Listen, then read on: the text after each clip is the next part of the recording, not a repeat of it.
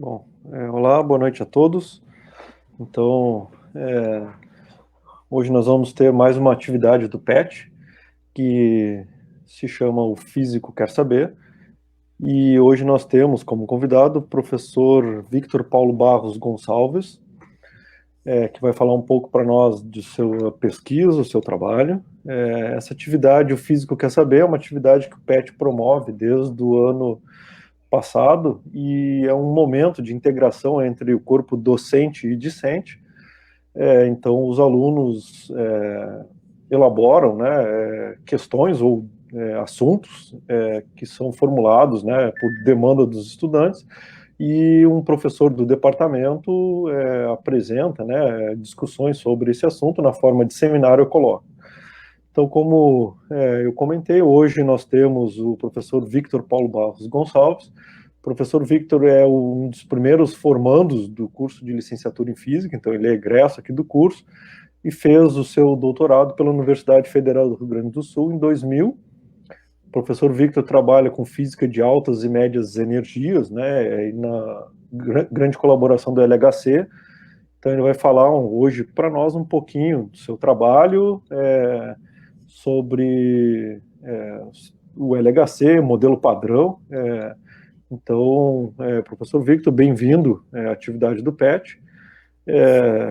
Então, fique à vontade. Boa noite a todos. Inicialmente gostaria de agradecer o convite feito pelo Grupo PET e a oportunidade de falar um pouco sobre a pesquisa que a gente vem desenvolvendo aqui na UFPEL. E hoje, em particular, eu vou falar sobre a questão da possibilidade de criar buracos negros em laboratório. Tá bem?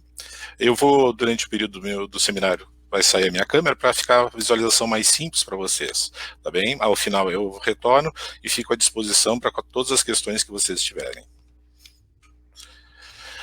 Bom, buracos negros é um tema que sempre gera grande curiosidade. Entretanto, pessoal, em geral, quando se discute buraco negro, se discute buracos negros astronômicos, que são, por exemplo, aqui representados pela imagem obtida no ano passado desse buraco negro supermassivo junto da galáxia M87. O foco do seminário de hoje vai ser um pouquinho distinto. Na verdade, eu vou discutir com vocês a possibilidade de formar um buraco negro na colisão entre duas partículas altamente energéticas. Tá? Aqui é uma representação apenas ilustrativa. Por que a gente vai fazer essa discussão? Exatamente porque, se observar dessa produção desse buraco negro numa colisão entre duas partículas, a visão que a gente tem da natureza ela vai ser completamente alterada. Chama atenção que a nossa imagem, a nossa visão da descrição, de como se dá a descrição da natureza, ela evoluiu muito nos últimos séculos.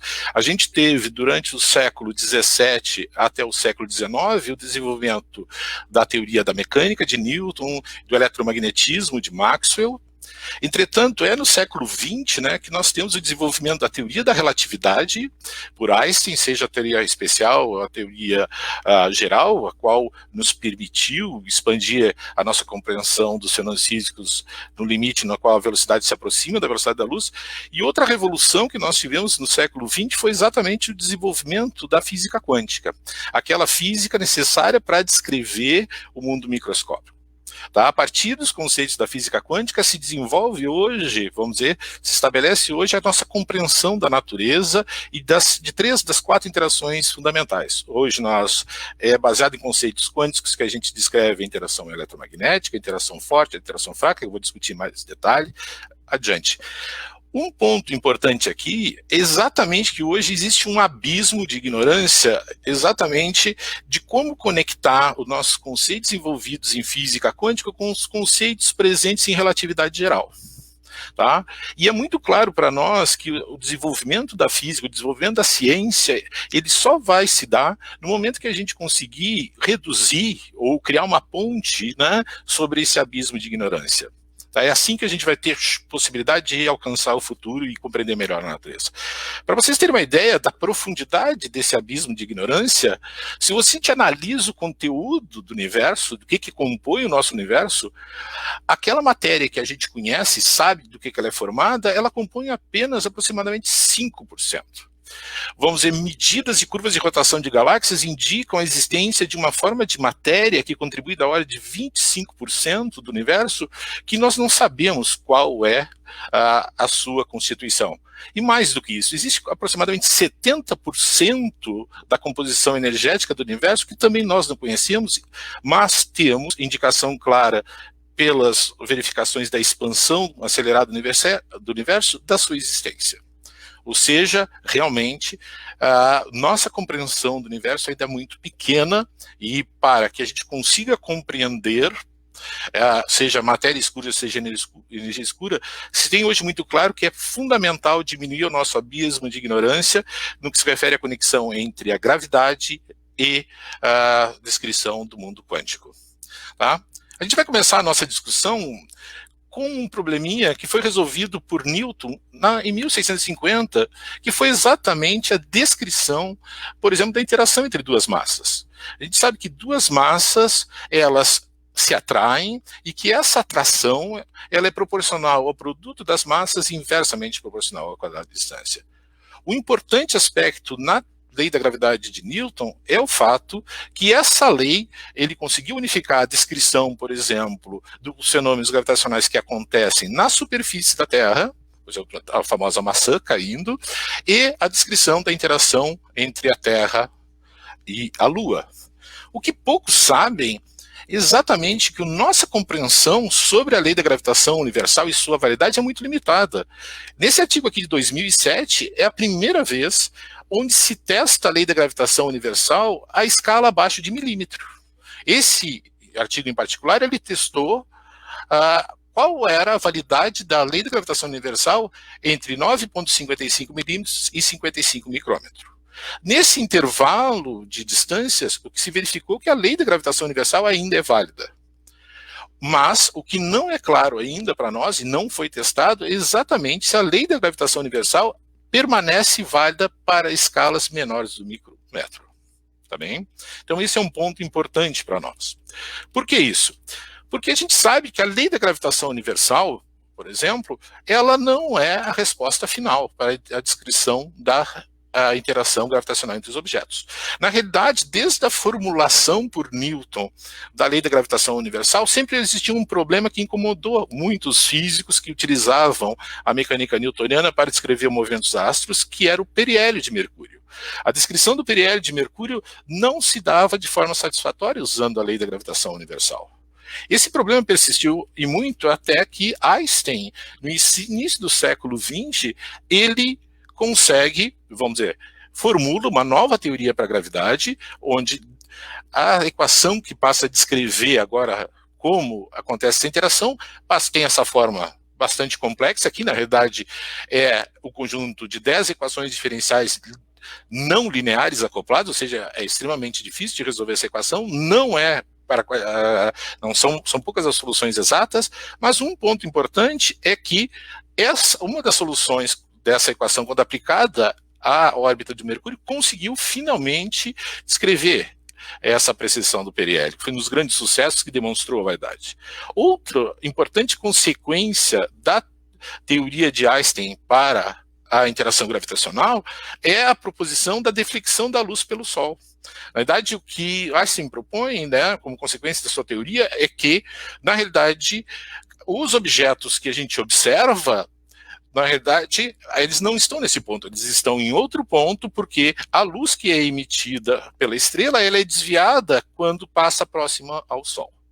É interessante salientar que esse resultado, vamos dizer assim, foi testado exatamente por um grupo de pesquisadores que esteve em Sobral, no Ceará, que realizou a medida exatamente que comprovou essa consequência da teoria da relatividade geral. Mas o que se baseia a ideia da relatividade geral? A ideia é que o conceito de força sai de campo, e o que eu tenho agora é que, na prática, a matéria e a energia, ela distorce o espaço-tempo, tá? E essa distorção no espaço-tempo é que define, por exemplo, o movimento da Lua. Esse é um exemplo muito comum que vocês vão encontrar, é a ideia de uma cama elástica. Uma cama elástica perfeita, se você não tem nenhum objeto sobre ela, ela é completamente plana. Se você coloca um objeto massivo sobre essa cama elástica, ela naturalmente cede. Ela vai ser distorcida mais e mais, dependendo da massa que você coloca lá. E, naturalmente, isso influencia o movimento dos objetos nesse entorno. Isso tem consequências muito interessantes. A primeira delas é que, olha, quanto maior a massa, maior a distorção. Então, por exemplo, o Sol, que é um objeto muito mais massivo do que a Terra, vai distorcer o espaço-tempo em torno dele de forma maior, e isso define o movimento do sistema solar. Uma anã branca, que é um sistema mais denso do que o Sol, vai distorcer ainda mais, e o objeto estável, visível, mais denso, que é uma estrela de nêutrons, distorce grandemente o espaço-tempo no entorno. Levando limites de massa acima desse, qual é a consequência que a gravidade, a teoria da relatividade geral nos leva? Na realidade, é que eu posso chegar a um limite que a distorção do espaço-tempo é tal, dada a densidade do objeto que eu tenho naquela região, que mesmo a luz não consegue escapar daquela região. Isso se denomina exatamente um buraco negro, exatamente um sistema extremamente denso, na qual nem a luz consegue escapar, dada a distorção do espaço-tempo que você tem. Bom, como é que se forma na prática um buraco negro, esses buracos negros astronômicos? Na realidade, o buraco negro, ele é um estágio natural possível de ser encontrado como na evolução de uma estrela massiva. Você pode partir lá, no primeiro instante, de tendo poeira, gás, hélio, hidrogênio, e você pode, a partir disso, formar uma estrela massiva com massa acima de 8 massas solares, que vai dar origem a uma supergigante vermelha, que, na sua evolução, ela vai explodir, vai gerar uma supernova, e o núcleo dessa supernova, após a sua explosão, pode ser, dependendo da sua massa, gerar uma estrela de nêutrons ou um buraco negro. Ou seja, o que você tem é que, quando você tem a formação de estrelas extremamente massivas, um buraco negro astronômico é uma consequência natural de uma evolução estelar. Tá? Outra forma de pensar a formação do buraco negro é exatamente a seguinte: se você conseguir pegar uma dada massa e comprimir essa massa tal que toda essa massa fique dentro de uma região menor que esse comprimento chamado raio de Schwarzschild, você tem a formação de um buraco negro. Bom, o que é importante nessa equação aqui? Vamos dizer, importante aqui é que envolve duas grandezas. Envolve a massa do objeto, ok, o m, g, que é a constante gravitacional, que é um número extremamente pequeno, e envolve a velocidade da luz ao quadrado no denominador. A velocidade da luz ao quadrado é um número extremamente grande. Consequência, esse valor que determina se eu estou formando ou não um buraco negro é extremamente pequeno. No caso da Terra, para que eu conseguisse formar um buraco negro com a massa da Terra, eu deveria comprimir a Terra num raio de 8,8 milímetros, e aí sim eu teria um buraco negro. Então, só para vocês terem uma ideia que não é uma coisa tão simples, tão comum, mas faz parte da evolução dos objetos astronômicos. Um aspecto importantíssimo, né, um resultado extremamente importante, também acontecido no século XX, foi proposto por Hawking, que uniu conceitos da relatividade geral com conceitos da mecânica quântica. E, diferentemente dos conceitos clássicos que previam exatamente que nem a luz poderia escapar do buraco negro, e consequentemente um buraco negro seria negro, tu não o veria, o que Hawking demonstra usando esses conceitos quânticos é que na realidade eu posso ter radiação sendo emitida por um buraco negro.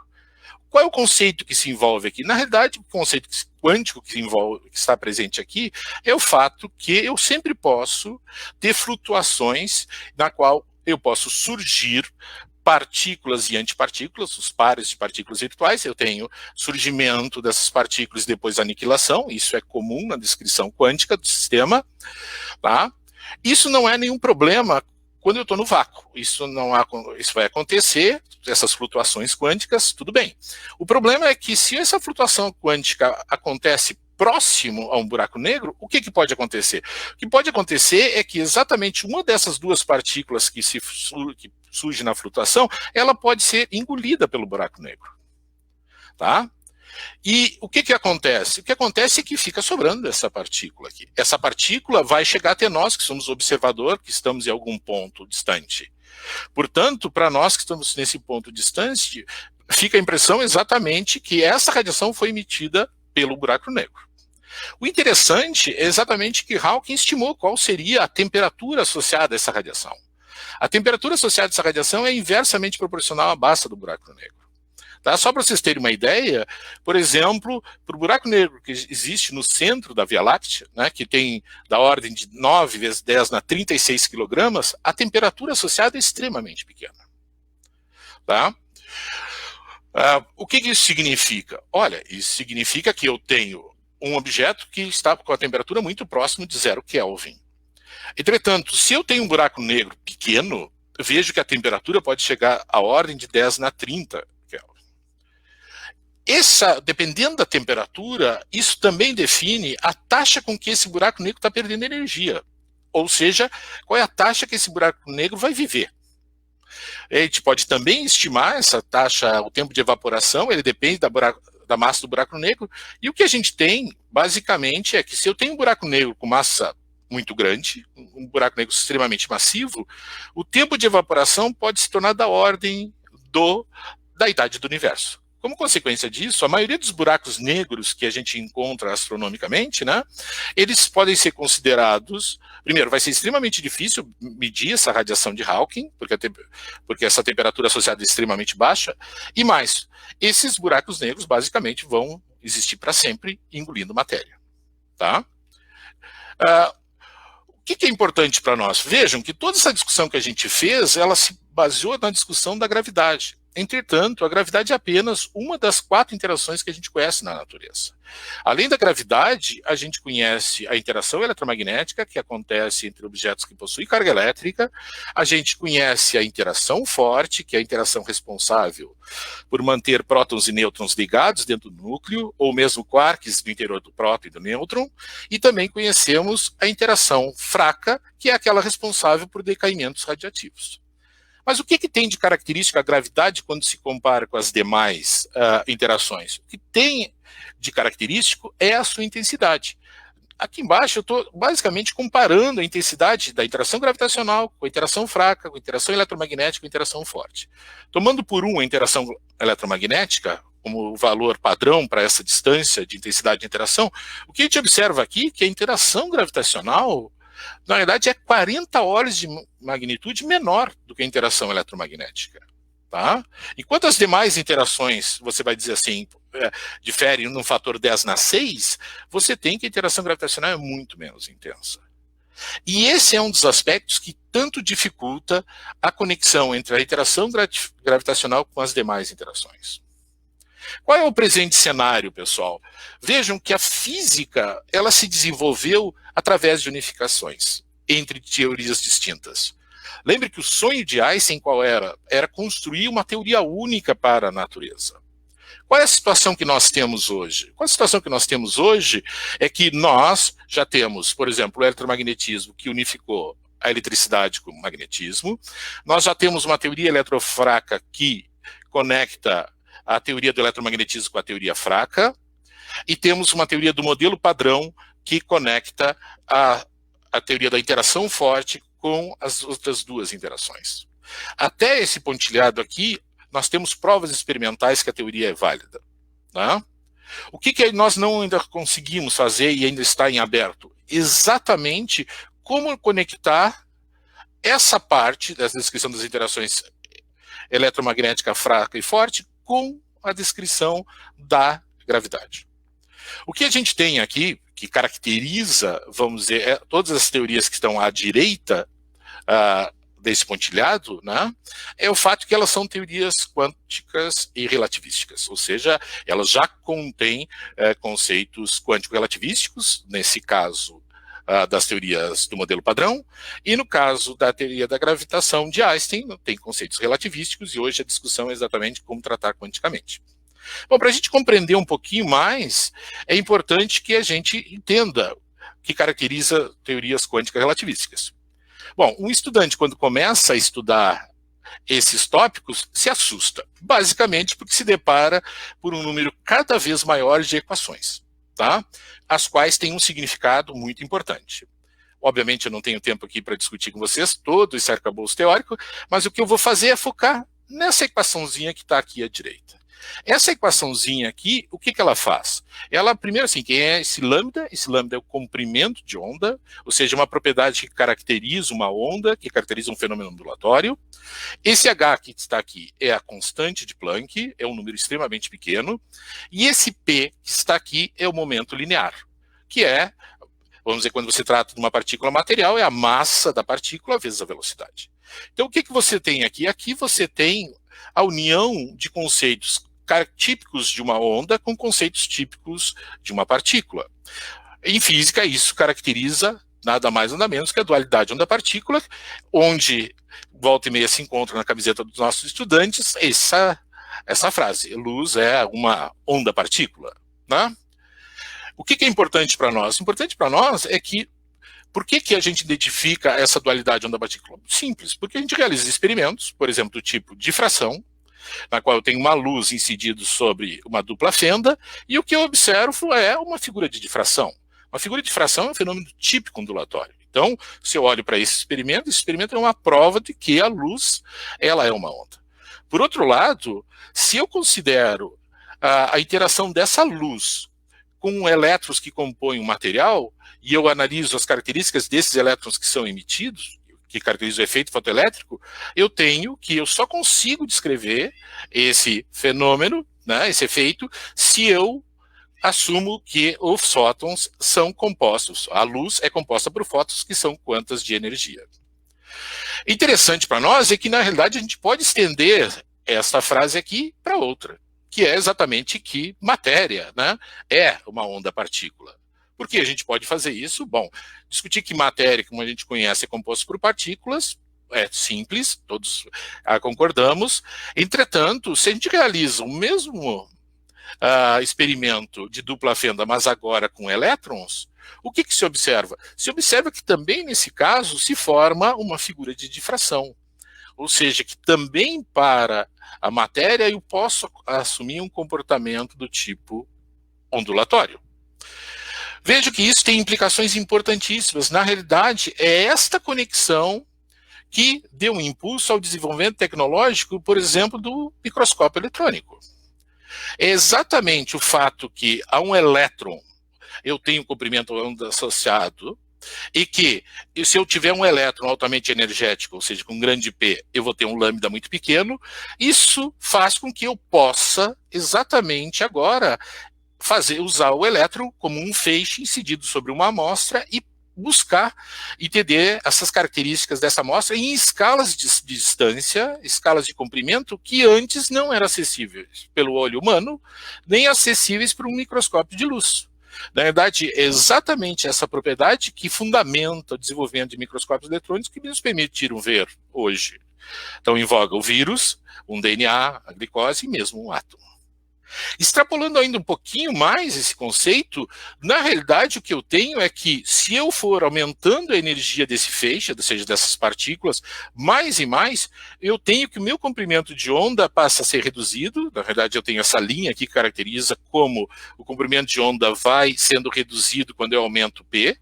E eu tenho a possibilidade do seguinte, de que o comprimento de onda associado a esse meu feixe passa agora a ter ser menor do que a dimensão do núcleo ou menor do que a dimensão de um próton.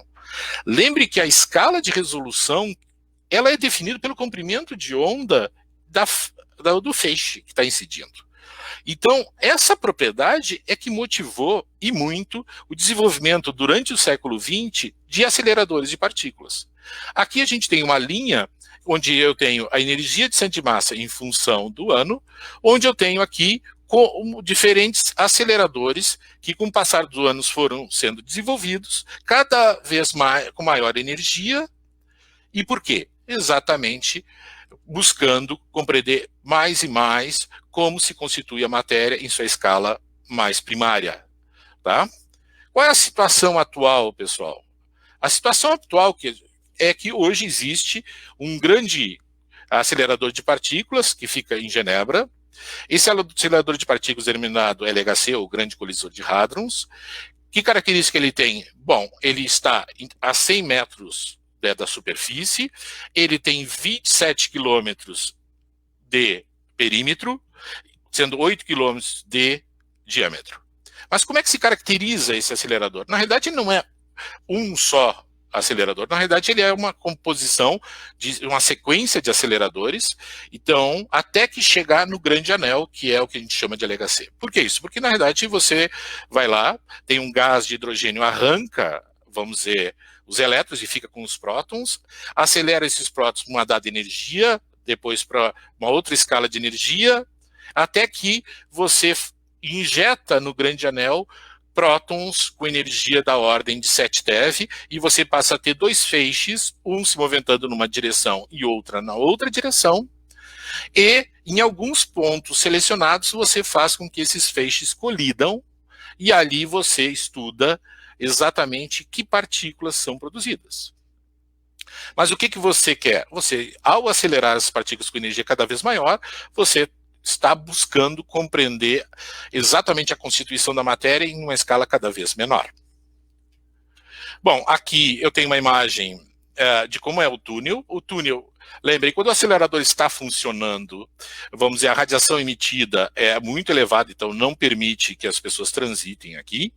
Tá? Mas aqui só para você ter uma ideia da dimensão do túnel. Aqui está o sistema de criogenia, de resfriamento e os dutos por onde passam os feixes. Eu tenho dois feixes, um em cada direção.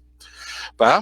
E o que acontece? Em alguns pontos eu faço esses feixes colidirem e eu tenho nesses pontos onde esses feixes colidem detectores. Detectores, por exemplo, como nem o Atlas. Tá? Só para vocês terem uma ideia, qual é o tamanho dele, o peso dele? 7.000 toneladas. Aqui tem uma imagem do tamanho de uma pessoa, tá? Para você ter ideia da escala desse detector. Ele tem 44 metros, né?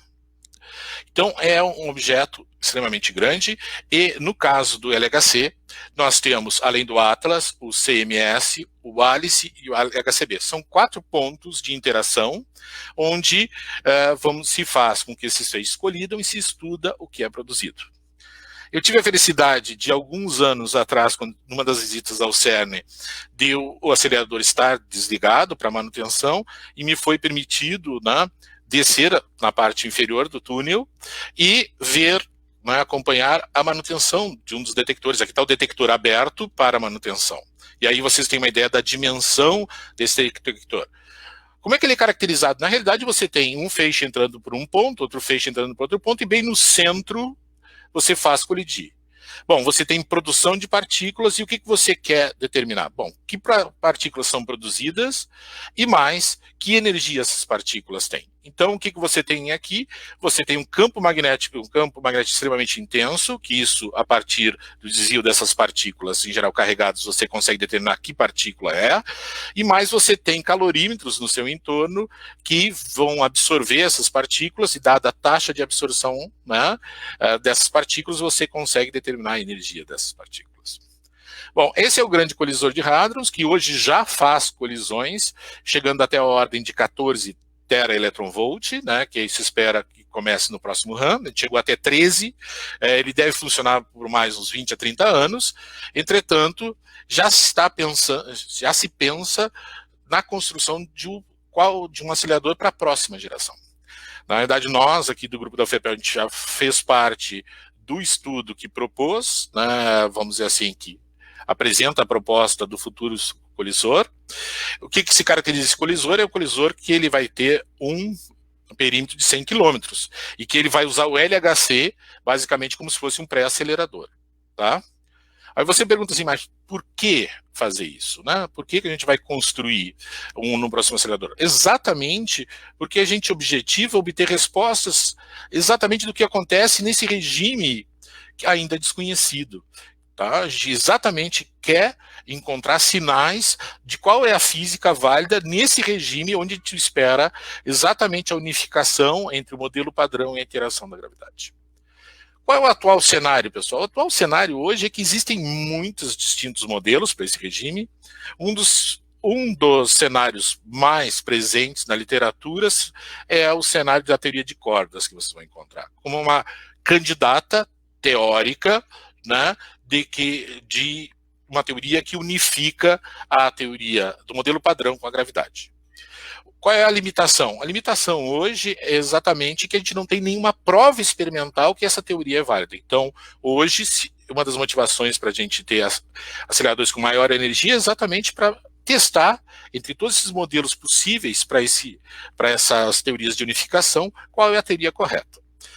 Mas o que se baseia a teoria de cordas, essa teoria ainda hipotética? Na realidade, essa teoria de cordas, ela te propõe que o elétron, ou mesmo o quark, que está dentro do próton e do nêutron, não são constituintes elementares. Na realidade, essa teoria propõe que existe uma subestrutura, que seriam cordas, e daí o nome, vibrantes, e que dependendo da vibração dessa corda, eu tenho o que eu chamo hoje de elétron, ou tenho o que eu chamo o que é um quark. Né? Essa é a ideia. Não tem objetos pontuais, assim eu tenho cordas vibrantes.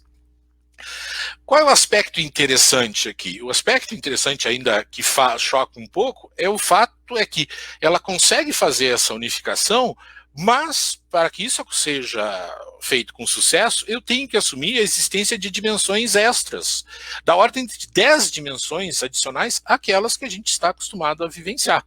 Nós concebemos, vamos dizer assim, o nosso dia a dia em 3 dimensões espaciais e uma dimensão temporal. Na teoria de cordas, essa descrição, ela demanda que existam dimensões extras. Embora isso seja estranho de primeiro momento, chama atenção, né? A nossa visão da natureza ela é limitada pelo que a gente observa. Não há nenhum impedimento de que existam dimensões adicionais que nós não percebamos. O exemplo que a gente pode fazer é exatamente esse, onde eu tenho um camaleão que ele percebe como dimensão apenas a dimensão longitudinal do fio, mas, por outro lado, essa formiga, que está também nessa corda, ela percebe que essa corda tem um dado raio e ela passa a ter um movimento não só longitudinal, mas também pode ter um movimento na outra direção. Então, o fato de nós não percebermos essas dimensões adicionais não significa que elas não existam. Na verdade, no primeiro momento, ela significa que elas são muito pequenas para as escalas que eu estou investigando. Tá bem? Bom, existem diferentes modelos para essas versões, para essa teoria de cordas, vários modelos que propõem a existência de dimensões extras. Eu vou falar aqui de um específico que foi proposto em 98, que busca explicar por que a gravidade é tão menos intensa que as demais interações, aquilo que eu falei no início. A ideia deles é simples, é que nós vivemos num subespaço, nosso mundo, ele é realmente esse mundo de 3 dimensões espaciais, né, mais o tempo. Entretanto, a gravidade, por outro lado, ela percebe e pode se propagar nessas dimensões adicionais. Tá? Então aqui tem essa representação, nós temos que a interação forte, a interação fraca, a interação eletromagnética, elas viveriam nessa brana, né, que seria esse subespaço. Mas, por outro lado, a gravidade, ela não somente se propagaria sobre a brana, mas também se propagaria em direções perpendiculares. Aí você vai dizer, bom, mas como assim? Se você lembrar da ideia de Faraday, que a intensidade de uma interação se dá associada ao número de linhas de força, né, você tem que o fato de parte das linhas de força do campo gravitacional escoarem para fora dessa dimensão da brana, faz com que nós percebamos apenas parte do campo gravitacional, parte da intensidade da interação gravitacional. Na realidade, a interação gravitacional ela é muito mais intensa, eu é que não percebi ainda a presença dessas dimensões extras onde a gravidade se propaga. Tá? O que é importante? Quais são as implicações advindas dessa teoria? Bom, a primeira delas é isso que eu disse para vocês, é que a presença de dimensões extras altera a intensidade da gravidade. Como? Se você compara aqui a intensidade da gravidade em função de R, você tem, pela lei da gravitação universal, vai com 1 sobre R2. A interação eletromagnética, que é 40 ordens, aqui está fora de escala, óbvio, né? Mas a interação eletromagnética, que é 40 ordens de grandeza mais intensa, também decresce com 1 sobre R2. Tá? Isso é o que acontece no nosso mundo restrito a 3 dimensões espaciais. Bom, mas se eu tenho presente dimensões extras e a gravidade pode se propagar nessas dimensões extras. O que vai acontecer? Bom, acontece é que exatamente a gravidade passa a ser alterada. Como ela se altera? Bom, depende do número de dimensões adicionais. O que eu tenho é que, naturalmente, se, por exemplo, aqui, se eu tenho 5 dimensões, o que acontece é que a lei da gravitação universal ela se altera para pequena distância e ganha intensidade. E pode se tornar tão intensa quanto a interação eletromagnética.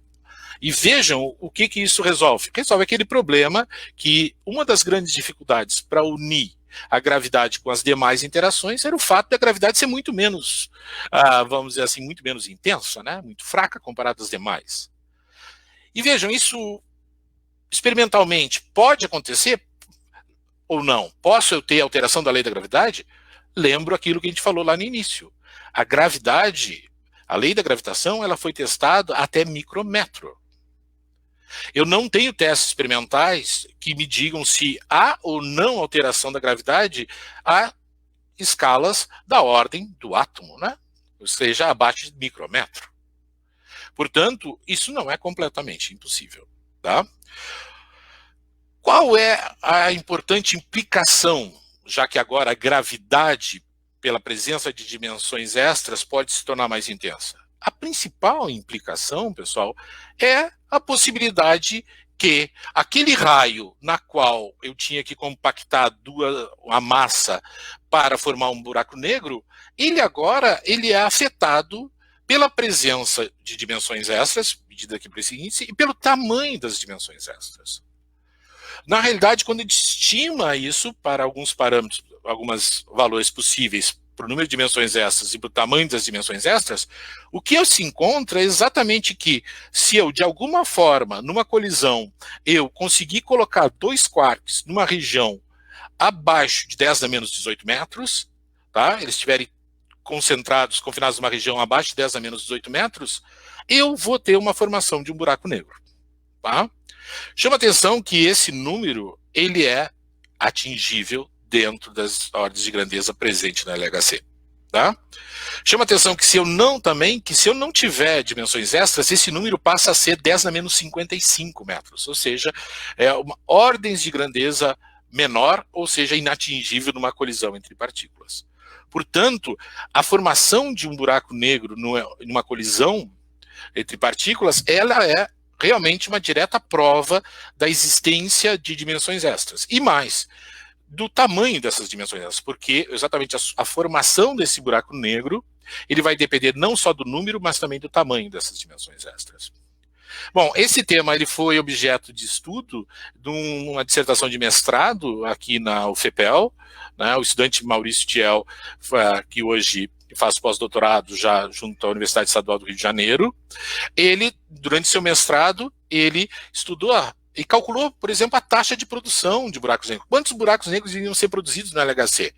Bom, naturalmente, essa taxa de produção depende do tamanho e do número de dimensões extras, mas se você considera uma dimensão extra grande, o que você encontra é que aproximadamente 10 na 7 buracos negros por ano podem ser formados, ou seja, um número extremamente grande de buracos negros.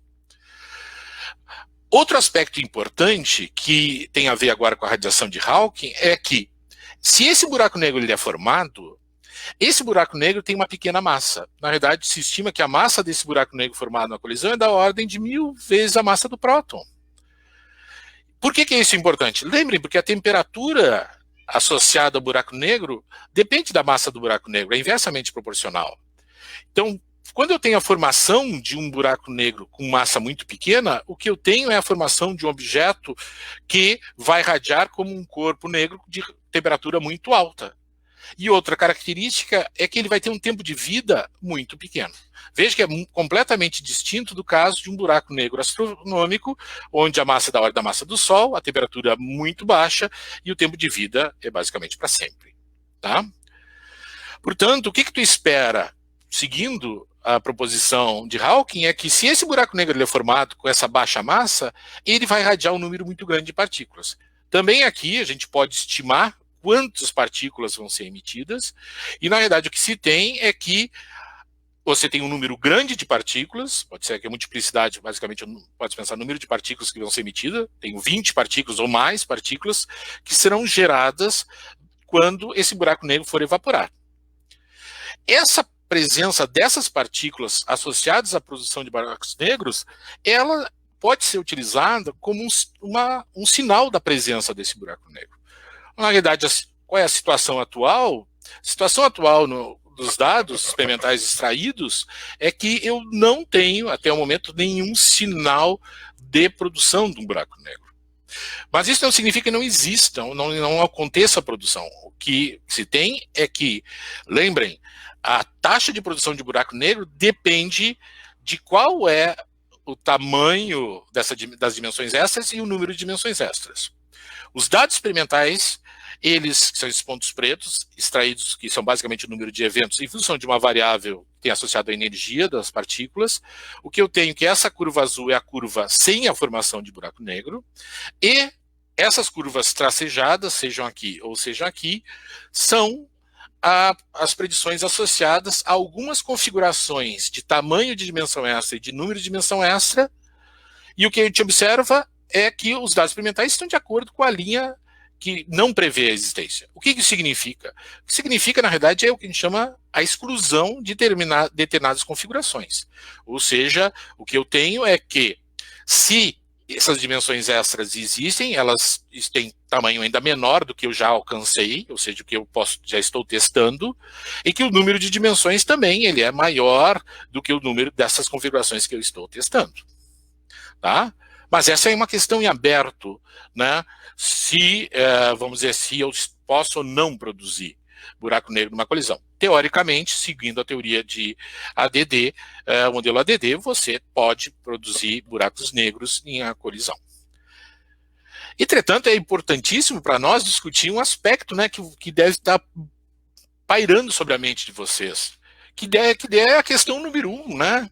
Que a gente sempre, quando fala em buraco negro e a possibilidade de formar um buraco negro, deve se questionar.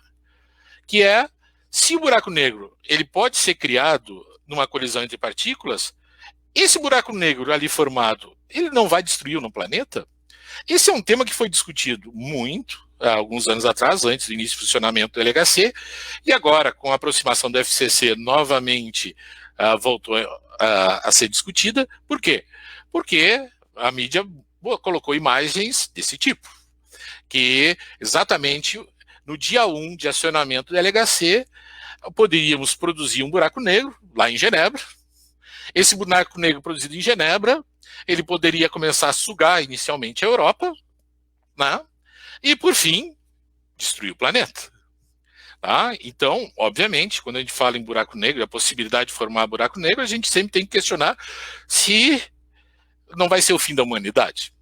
E, na realidade, a resposta para essa questão pode ser obtida de forma razoavelmente simples. Por quê? Porque, na prática, pessoal, nós temos diariamente, né, numa taxa extremamente razoável, colisões acontecendo com energias maiores do que aquelas presentes no LHC. Se você considera os raios cósmicos, que são partículas que se propagam no cosmos e que incidem sobre a nossa atmosfera, você tem que, nessa interação dessas partículas com a nossa atmosfera, você tem um número muito grande de eventos, na realidade 3 vezes 10 na 22 eventos, que já foram detectados, nos quais a energia de centro de massa, né, a energia da colisão, foi maior do que aquela presente nas colisões do LHC. Então, se um buraco negro fosse formado numa colisão entre partículas altamente energéticas, essa formação já teria acontecido numa colisão de raios cósmicos com a atmosfera e nós já não estaríamos aqui. Chama atenção que, se eu extrapolo para o caso do Sol, né, o Sol é muito maior, a área é muito maior, então o número de eventos de raios cósmicos colidindo com a atmosfera do Sol é muito maior, e também o Sol lá está até hoje e tem seu tempo de vida ainda muito longo. Isso é uma análise simplesmente qualitativa, mas eu posso fazer uma análise quantitativa, e foi feito, né, que eu posso calcular, por exemplo, a perda de massa por evaporação. Qual é a perda de massa por unidade de tempo que um buraco negro tem né? E o que tu tem é que essa perda de massa é extremamente rápida. Na verdade, eu tenho uma perda de massa de 10 na 23 tera-electronvolts por segundo. Ao mesmo tempo, você pode calcular qual seria o ganho de massa de um buraco negro produzido no interior do sistema mais denso que eu tenho na natureza, que é um plasma de quarks e gluons. Ou seja, eu produzi um buraco negro exatamente com numa configuração que eu tenho muita matéria no entorno dele para ele absorver. O que a gente obtém é que, na verdade, o ganho de massa está na escala de 10 na 11. Veja que tem 12 ordens de grandeza de diferença. Significa, embora eu possa, o buraco negro, acretar matéria, ou seja, ganhar massa, tá? A taxa com que ele perde é muito maior. Como consequência disso, naturalmente, o buraco negro ele não vai consumir a matéria no seu entorno e sim evaporar e produzir sinais que eu possa detectar experimentalmente. Bom, essa seria uma visão geral sobre o problema que eu queria passar para vocês. Eu acho que um aspecto importante é exatamente falar e deixar claro que buracos negros, eles não são negros, eles podem irradiar e a gente pode usar essa informação, em particular no caso de pequenos buracos negros, para detectar a sua presença. O outro aspecto importante é que dimensões extras, né, elas implicam a intensidade da gravidade cresça para pequenas distâncias, que essa ideia inicialmente estranha, na realidade não tem restrição experimental, não tem nada experimentalmente que impeça que isso aconteça, não existe nenhuma lei da física que impeça que isso aconteça. Outro ponto importante, né, é que existem diversos sinais que buscam evidenciar essa física nova, que estão sendo testados no LHC e vão ser evidenciadas também no FCC, mas eu acho que uma das principais mensagens que eu gostaria de passar na fala de hoje é exatamente a época privilegiada que estamos vivendo. Na verdade, o fato de hoje um LHC estar em funcionamento, a gente ter aqui na Argentina o experimento OG de raios cósmicos, ter no Polo Sul o experimento IceCube, né, e já a proposição de um novo acelerador, nos permite exatamente pensar ideias e ao mesmo tempo colocá-las em prova. Isso não foi um privilégio de muitas gerações, mas a nossa geração está vivendo. Antes de agradecer, eu queria recomendar duas leituras, tá? São dois textos que onde a gente discute, o grupo discute em mais detalhe os tópicos trabalhados nesse seminário. Esses dois artigos produzidos pelo Lucas e pelo Vinícius são frutos do TCC, do bacharelado deles, e ambos os artigos foram aceitos na Revista Brasileira de Ensino de Física. O do Lucas, ele já está publicado, aqui a referência, e o do Vinícius deve sair nos próximos dias também online. Recomendo fortemente a leitura desses textos, porque tratam de forma bastante detalhada o assunto.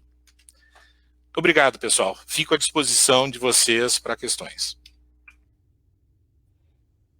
Bom, então obrigado, professor Victor, pela apresentação. Eu vi que tem vários comentários elogiando, tá, o seminário e para a gente não tem mais nenhuma pergunta do público. Eu tenho uma pergunta meio duas, tá, é de curiosidade mesmo. Eu não conheço nada da parte de física de partículas, tá. Não sei muito mais do que os alunos que estão assistindo, tá. E o que se a gente pensar nos níveis de energia que o LHC está fazendo colisões, o que tu acha assim que está iminente a ser descoberto ou comprovado? E da mesma forma, né, o que se espera, por exemplo, no momento que o FCC tiver operacional, o que se espera, né, para justificar o investimento, que poderia falar um pouquinho brevemente para a gente encerrar com chave de ouro aí. Bom, existem cada teórico vai dar uma resposta do que ele espera ser visto, que vai ser consistente com a teoria que ele defende, mas... Ele espera que seja confirmada a teoria dele, né? Mas eu acho que existe um aspecto que é o seguinte, que é o aspecto que permeia a descrição de teorias físicas, que é a simetria, né? A gente tem sempre essa busca que a natureza, vamos dizer assim, ela maximiza a simetria, né? Então, que tu espera que a tua teoria tenha um número máximo, respeite o número máximo de simetrias, e hoje a gente tem, né, uma assimetria muito clara, que é o fato de eu ter um grupo de família de partículas chamada bósons, né, que são partículas que têm spin 1, que estão o fóton, o W+, W-, Z0, né, e os gluons, que são os responsáveis das interações forte, fraca, eletromagnética, né, todos esses têm spin 1, e você tem do outro lado férmions, né, que são, vamos dizer assim, partículas de spin 1,5, que são aí os quarks, os 6 quarks, e você tem 6 leptons, que são o elétron, muon e tal, e os seus 3 neutrinos. A questão que segue é por que isso? Né? Por que você tem, vamos dizer assim, na sua teoria, essa discriminação? Tá? Então, uma das grandes expectativas, né, que se tinha já quando o LHC começou a funcionar, era de que a gente provasse as teorias supersimétricas. O que seria supersimétrica? Seria encontrar sinais dessa teoria que satisfaz, e eu passo a ter simetria entre férmions e bósons. Qual é o preço disso? É que eu duplico o espectro, né? Eu tenho duplicidade, né? A cada férmion eu tenho um bóson, e a cada bóson eu tenho um férmion. Então, existia uma grande expectativa de que fosse evidenciado isso. Eu acho essa teoria muito bonita, é uma teoria de supersimétrica, é uma teoria, para mim, natural que ela aconteça, tá? Eu tenho expectativa. O problema todo é que nós já temos aí vários anos de LHC, vamos dizer assim, obtendo cada vez mais dados, e onde a gente esperava encontrar, não encontrou ainda sinais de supersimetria, e significa o quê? Que, na realidade, o espaço de fase onde essa física pode se manifestar está ficando cada vez mais reduzida. Então, o que a gente espera agora em 14 TeV? Né? A gente espera que algum sinal apareça, porque a gente está crescendo em energia, a gente vai explorar com uma taxa de eventos muito maior, então a estatística para fazer análise experimental desses eventos que têm uma probabilidade muito baixa se torna muito maior, a gente espera encontrar esses sinais, tá? Acho que a gente tem evidência da teoria, da presença de partículas associadas à teoria supersimétrica. Se isso não for visto, seria a pergunta. Na realidade, essa é a questão a ser respondida pelo FCC. Qual é a teoria da natureza? Porque a teoria que a gente tem aí, a gente já sabe que ela é restrita. A gente já sabe que ela é limitada, ela não é a resposta final. Então, se nós buscamos há muitos anos obter essa resposta, qual é a constituição da matéria, o fato de agora, nos próximos anos, não encontrar evidência ou desvios do modelo padrão, ele não é completamente bom, não é muito bom, na realidade, porque o modelo padrão não é a resposta final. Na realidade, isso me empurra, na realidade, a responsabilidade para o FCC, e por isso a gente está dando a escala de energia crescendo, porque hoje é 14 TeV, a gente vai passar para 100 TeV, a energia de colisão entre próton-próton, é um fator quase 10, né, um fator 8, de crescimento de energia de centro de massa. E o que tu espera? Bom, que lá você realmente tem energia suficiente para abrir o espaço de fase e medir, vamos dizer, com uma taxa de produção eventos que tu não conseguia medir no LHC. Tá? Se tu encontrar evidências já da supersimetria agora, na próxima fase do LHC, naturalmente tu vai encontrar com uma estatística muito baixa. Então, embora tu possa encontrar evidência, tu não vai saber por completo caracterizar as propriedades dessa teoria. E por isso também a motivação do FCC. Então tu vê que, descubra ou não, tem muita coisa ainda a ser respondida e que realmente eu preciso dar um passo a mais se eu quero compreender a natureza. Quando dá errado é que a gente avança, né? Exatamente. Karl Popper. Então tá. Bom, não sei se encerrou, que eu acabei te interrompendo, não sei se tem mais algum comentário. Eu só tenho a agradecer e fico à disposição. O Grupo PET pode colocar o meu e-mail aí junto, fico à disposição para aqueles que tiverem dúvida a responder. Aqueles que estiverem em Pelotas ou região, depois de passar da pandemia, se Deus quiser, né, em curto prazo, vocês podem nos visitar no departamento de física, me visitar, conversar, as portas estão abertas, né? Assim como o Grupo PET recebe vocês, os professores do departamento estão abertos, os professores do grupo de altas e médias energias, e eu estamos disponíveis para conversar sobre esses temas aí, entre outros. Então tá, professor, muito obrigado, tá? Eu acho que foi bem interessante o assunto, a temática é sempre interessante, é bem atrativo, tá? Agradecer ao pessoal, público que está assistindo, então acompanhe as publicações do PET Física, tá? Sábado tem mais uma entrevista da atividade Papo com PET, e nos próximas semanas a gente terá outros eventos, né, do PET. Professor Victor, de novo, muito obrigado pelo tempo disponibilizado, pela atenção. Então é isso, gente. A gente vai encerrando por aqui. Não sei se o professor quer um último comentário. Só desejar saúde a todos nós e, se possível, fiquem em casa, né? É a forma de combater o que está aí, tá? Então, se possível, fiquem em casa, tentem refrescar a mente, tentar manter a sanidade nesse momento difícil aí. Um grande abraço, fiquem com saúde. Ok, então é isso. Então, gente, a gente vai encerrando. Tchau, tchau, até mais.